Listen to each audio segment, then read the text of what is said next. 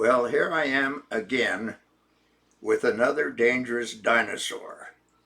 We took a bit of hiatus because there was a time that I was unable to really do any podcast or video cast or anything else because of various health problems. Now, I'm not doing this for sympathy for my health problems. And anybody that's going to say, oh, I'm sorry for this or I'm sorry for that, I want you to stop viewing me right now. I'm adjusting the screen, by the way, and go do something else. Because I'm talking about what happened with my hospitalizations, not for sympathy or anything like that, but to make a point, and to make a point that needs to be made regarding my research and commentary on some artificial intelligence. So let me give you some background information here. I've been hospitalized for various lung problems since right after Christmas. So right after Christmas, I felt ill. I got taken to the emergency room because I couldn't breathe. I had real bad problem breathing. I go into the emergency room and I do a bit of a temper tantrum at the nurse or whomever is there at the computer taking the admittance data or information. She's typing on a little computer keyboard that goes into a computer that enters the definitions and things, information that are given her. It's filling out a form, essentially. Now, I've got this mask on because they're under the COVID rules, and everybody that goes in there had to wear a mask. But if you've got breathing problems, breath problems, which turned out that I did, it's a real problem when you've got a mask on because it's hard to breathe. So this woman is at the computer keyboard, and I said, can I pull my mask out a little bit so I can breathe here? She says, just a minute, I'm filling out this form. Now, it occurred to me, first off, she's an RN, and it occurred to me that nurses are supposed to be trained to look out for patient comfort first, and it wouldn't have hurt for a yes or no, can I pull my mask out a ways, rather than to say, I'm busy filling out the computer thing, so shut the hell up, which is essentially what she did. And so my interpretation was, I don't want to bother with you because I've got to fill out my forms, which then interpreted me or caused me to believe that the forms were more important to her than the patient health or patient comfort or anything else. So she viewed her job mainly as filling out forms. Now, why do we send somebody for higher education beyond high school for special training to be a nurse, to fill out and do what I used to have typists do? And I surely never paid typists the kind of salary that they pay nurses. So why are we paying them to type into a machine, or data entry is what we call it? Anyway, I get the data entry going, and I'm a little pissed off, and show that I'm reluctant to go back there to the emergency room because I got this gut feeling, if this is the way the emergency people are behaving, I don't know whether I want them to treat me or not, because you got to wonder if they're treating you for your best interest. Anyway, I go back to the emergency room, and it's in the morning, and I haven't had breakfast. I'm on 18 various pills in the day, 3 inhalers and things like this. And I was in a lot of respiratory distress, and I needed some inhalers or something at least. I also had really high edema in the legs. So the emergency room nurses take vital signs again, blood pressure, all this kind of stuff. They put a thing into me so they can do IV things. And they tape that thing to my wrist so that I always got a spigot that they can put shit into. That's standard procedure apparently for operating rooms. Anyway, I got the spigot in, and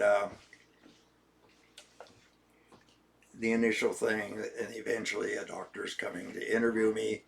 They put me on oxygen, and I'm still distressed, so they give me some albuterol intravenously, and they also give me a bunch of Lasix because they claim I had congestive heart failure.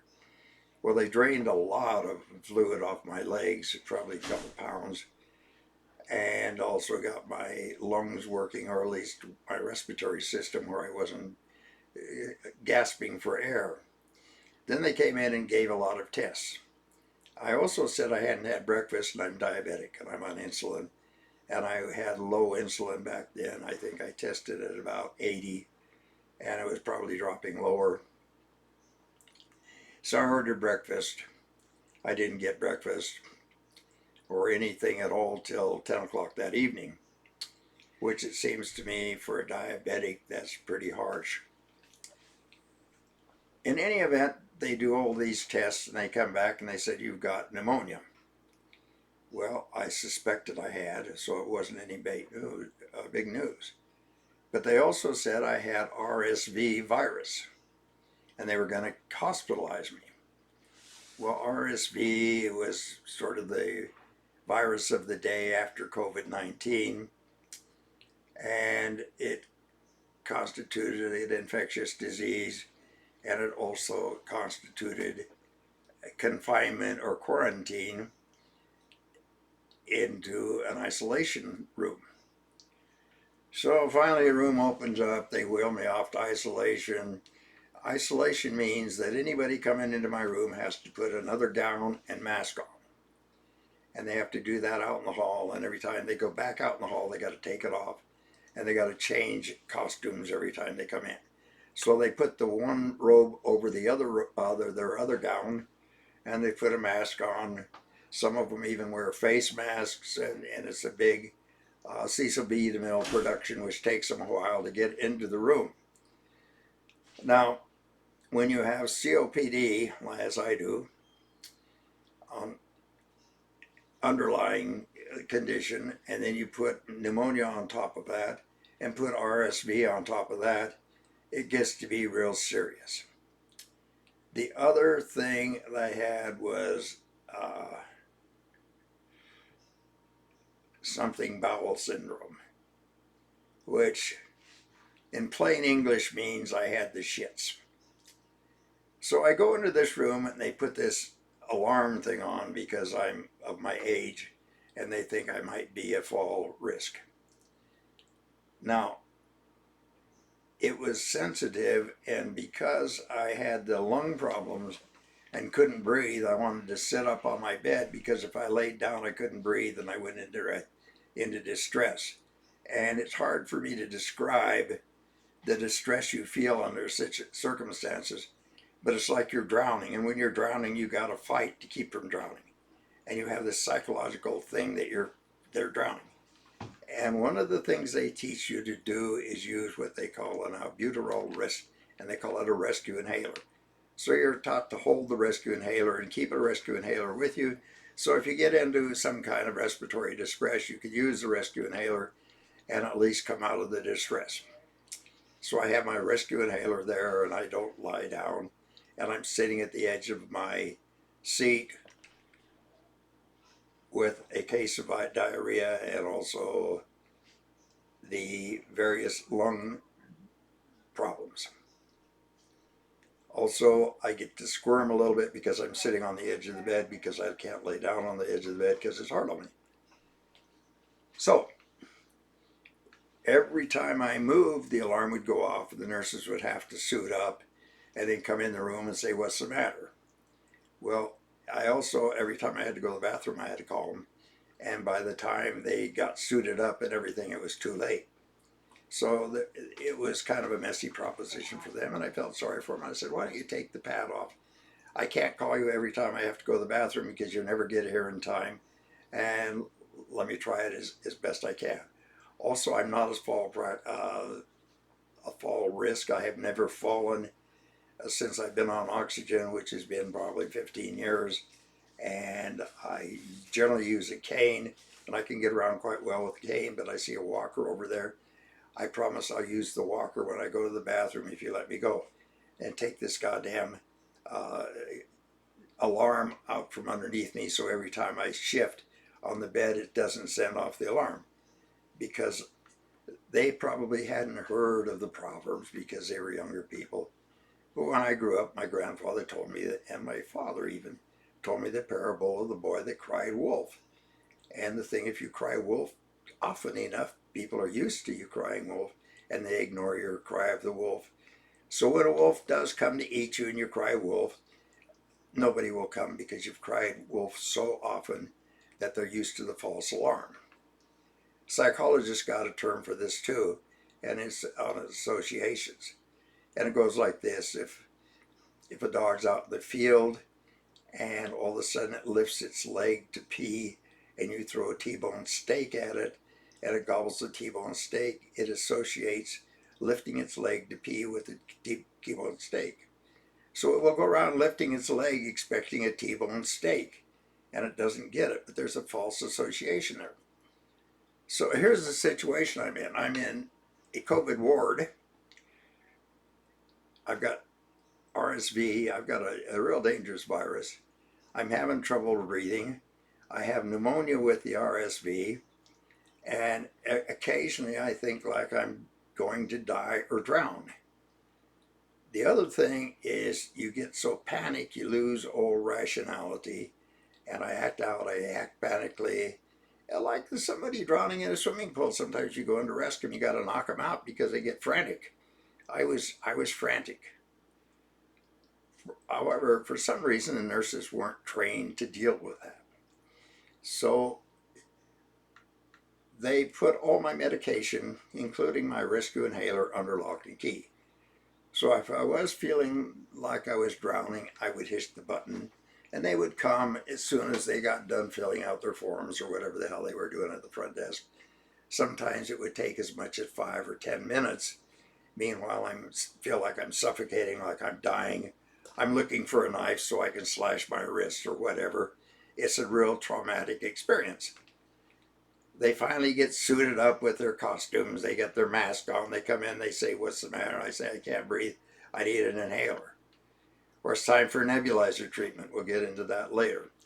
Finally, I can get an inhaler and I can take a puff and I can relax a little bit because I'm not drowning anymore. I'm just uncomfortable as hell.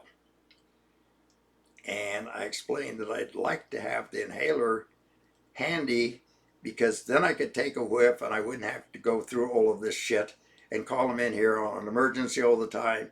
And your emergency, your view of emergency and my view of emergencies are different. Your emergency response time is probably like the police, 10 to 15 minutes, and you call it successful. Well, if there's a burglar or murder in your house, 10 or 15 minutes makes it too late. So if I'm drowning or had diarrhea or whatever, their response time made the whole issue moot. Well, this went on for a day or two while I was there. Finally, they agreed to remove the alarm from the bed because it was going off every time I moved, almost every time I farted, but it didn't go off. It wasn't that sensitive. And I convinced them that I could get around. So we made a deal that I could use my walker as long as I got up, and told them I was using the walker, etc. Well, then we also made a deal I could keep my inhaler, whether it was a psychological crutch or not. The other problem was that all of the data was entered into the computer, and one of the things that was prescribed was a nebulizer treatment. The label on the nebulizer says administer every 6 hours, but that was FDA guidance from the labeling rather than discretionary use of the albuterol, either as a nebulizer or inhaler. Now, if any of you are not following this, please ask the questions and I'll try to answer it on the question and answer theory. And remember, I'm not doing this to garner sympathy. It's coming on the topic of my series here of my hospital stays as how artificial intelligence is going to kill us all, which I think is a real serious problem, and I'm using this as an example of how it can happen. So we get in there, and after 7 or 8 days, they figure I'm cured.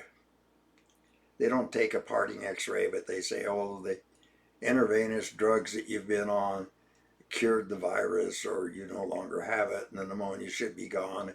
So take off and check with your primary care doctor. So the other thing is, when I got up to the room at 10 o'clock at night, they brought my breakfast in that was ordered at 10 o'clock in the morning. And of course the eggs were cold. But they did have a way of giving me a ham sandwich or a turkey sandwich or something. I forget now what it was. And I would ask for other things in food, etc. And they had to wait for the doctor's orders. And the doctor's orders are probably standardized, and they're making a checklist on the computer form. And it's whenever the doctor gets to do it in the computer form that he'll do it. And they do it by the way of their examination in the room. So the examination in the room said I had all of these things plus RSV virus. Now, they came in. You can't get much sleep in the hospital because they kept coming in taking what they call vital signs. So every so often they came in and took my blood pressure, they took my oxygen level, they drew blood, they poked me, they wanted to do blood samples before they fed me to see where my blood sugar was, and all of this kind of stuff. You get used to the routine and you sort of know what it is. And being a diabetic as long as I have, being on insulin as long as I have, I pretty much know the routine for that.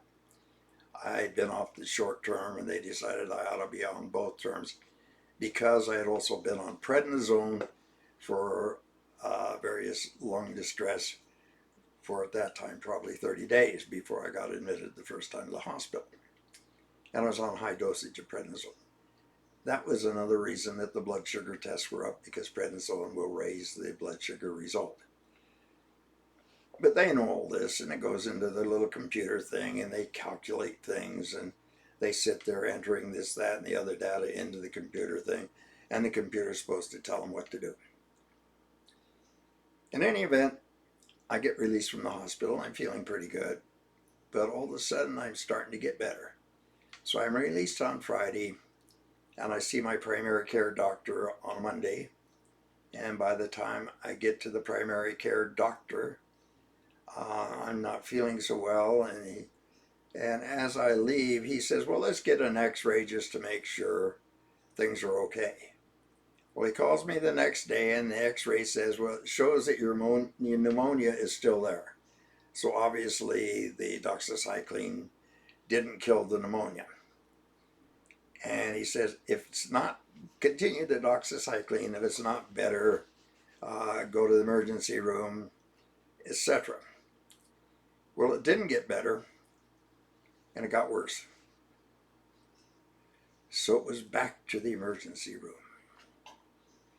I go in there, and they remember me, and they gave me Lasix again to take the water off. And that was the other thing, is because my legs, the edema was so bad in my legs, and they took a couple quarts of water off. They diagnosed me also as having congestive heart failure. So I had congestive heart failure since the first trip, and I guess I'd had it before, but nobody really diagnosed it ever since I had the edema. And some of the stuff was getting helped by the prednisone, but some of it was irritated. It was a takeoff. I could breathe better with the prednisone, but it was also acting as an agent of adding fluid to the lungs and the chest.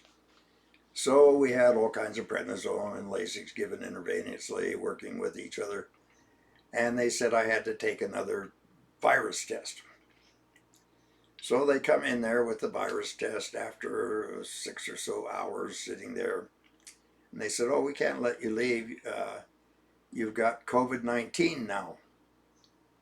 And I said, how the hell could I have caught that? The only place I'd been is to the doctor's office and in here. And also, why do I still have pneumonia? What happened? Did you release me too soon? No, we cured it. This is a new form of pneumonia, and this is a new disease. You got it probably at your doctor's office or whatever. Um, I was in no condition to argue because felt like I was really dying then. I couldn't breathe. So I went through the whole regimen, and because it was diagnosed as COVID-19, it was back to the isolation room. Now, they also have a rule that they can't feed you until the doctor puts in his orders. And the doctor that diagnosed me downstairs obviously didn't look at the chart from the prior admission. So he went through all the thing with congestive heart failure, pneumonia, etc., etc., etc., and he forgot to talk about the diet. Now, the first instance that I was there, one of the doctors came in and said because of this, that the other, they had to do a heart test and do an echocardiogram. So halfway through that, they did the echocardiogram, and because the last person to see me was a cardiologist, they put me on a heart diet, which I hadn't been on, which the previous doctor hadn't put me on, which I had to complain about because I wasn't a cardiac patient, but the automated system said if the cardiologist treated you, you automatically went on a cardiac diet. So it took me a day and a half to straighten that out and get back on the regular diet. And the next thing I know, I'm back into an argument with them on the food. In any event, I was tired of ordering food and having it get cold. And what was happening is the cafeteria or whatever would bring the food by. And because I was in the isolation room, they had to get the nurses to bring it in so they could gown up. The other thing is they had to take my blood sugar so they could know how much insulin to give me before the meals, etc. So I was dependent on eating on the insulin, etc., which depended on when the nurses would come in there and do all their little tests, which depended on when they completed their computer assignments. In any event, there was one day when the food came down. My wife, Arlene, came to visit me, and as she was leaving, the food was brought down and put in front of my door. Now, she had walked to the hospital at that time to visit because we live very close to Boulder Community Hospital. She left the hospital with the tray outside and on foot got between the hospital and the YMCA at Mapleton and 28th Street and called me on the telephone. And she said, "Have you eaten yet?"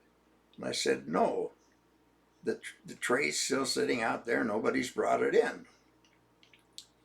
So at that time I figured it had been quite a while, and if she could walk from the hospital to the YMCA, that's quite a ways, and she wasn't running anything or running like the Boulder or in a marathon.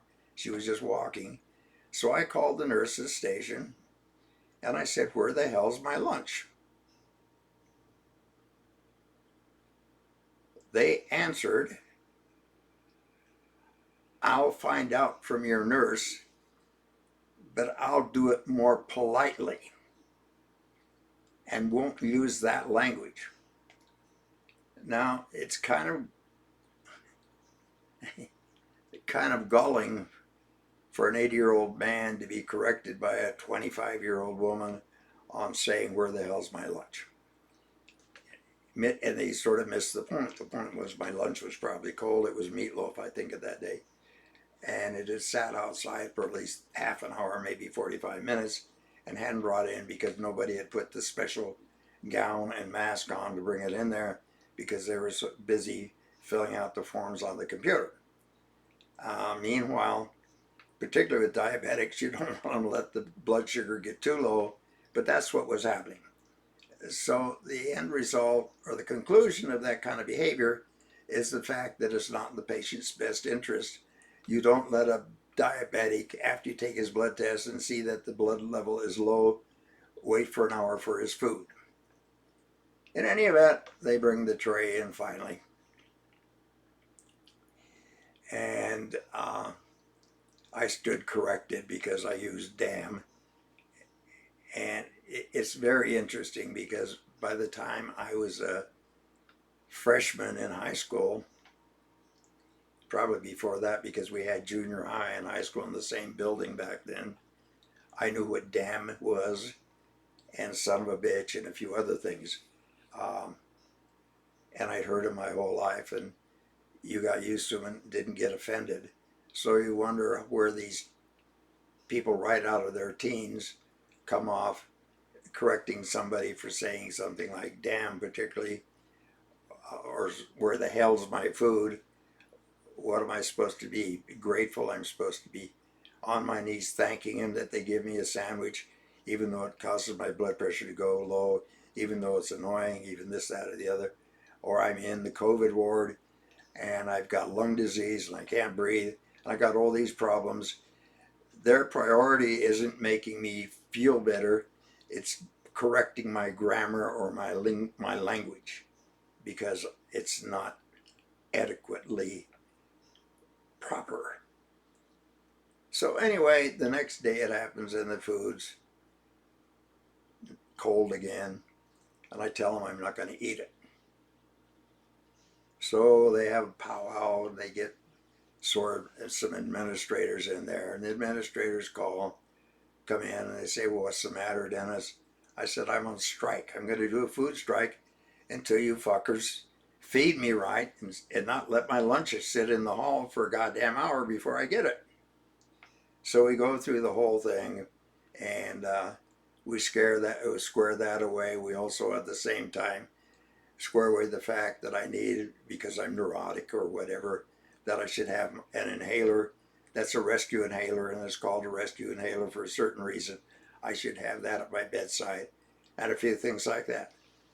So the rest of my stay is pretty good. Everything's going smooth, and I get released. And lo and behold, after a week, I have to go back because I can't breathe. And this time I'm diagnosed again with pneumonia. So I've had pneumonia for about a month now. And this time I have something like another virus called Humanus or Humanus something. I can't recall the name of it. And we go through the same thing. Now, by now I know pretty much what the routine is, why the routine is what it is, what the nurses do on their stations, what they don't do, etc., etc., etc. And the third time I was there was all kinds of data. Or excuse me, the third time I was there. There's all kinds of data that should have been in the machine. And what I recognized there is, although I'd been there twice within a 6-week period, that the doctors and nurses didn't consult the results of the other 2 admissions. So we had to go through the negotiations with the albuterol, with the food and everything else a third time. And I'm sitting here, why in the hell do we have to go through it a third time? And it dawns on me, they would say this, that, and the other. I say, well, don't you read the chart? I'm assuming they read the total chart. What becomes obvious is they read the chart from just the local admission of the last time. Had they read the charts from the prior admissions and put 2 and 2 together, or in this case 2 and 2 and 2, the 2 and 2 and 2 would come up 6, the 2 and 2 would come up 4, but they had neither one of those. So all they had there was the conclusion of 2. And we went through the whole training part again. And the reason is which for that is that they used the computer and relied on the data put in the computer and didn't rely on any common sense. But as one of my colleagues from Carnegie Mellon in artificial intelligence commented this morning, the problem is that they are also afraid of the computers. They are commanded by the computers. They don't use computers as an aid, they use them as a commanding officer. They pay deference to the computer. And that's where we're going now. So the next 3 parts of this series is my breakdown on how computers, programmed learning, machine learning, and artificial intelligence can kill us all if we don't start using our brains. So please comment on this, because to me it's important. If you don't think it's important, go away. But I would like a lot of feedback on this. I wouldn't mind if this thing went viral for you guys and get my series viral. Get on it and recommend this to others that are interested in this project, because I'm going to give some pretty good insights into the whole thing. I even, while I was in the hospital, gave a poll. I put out on my Facebook page the fact that I was being denied medical treatment, which we got 60 responses to, and things like this. So it will be kind of an interesting, I think, an interesting expose or commentary on modern day medicine, and it might save your life. So this is the dangerous dinosaur checking out until next time.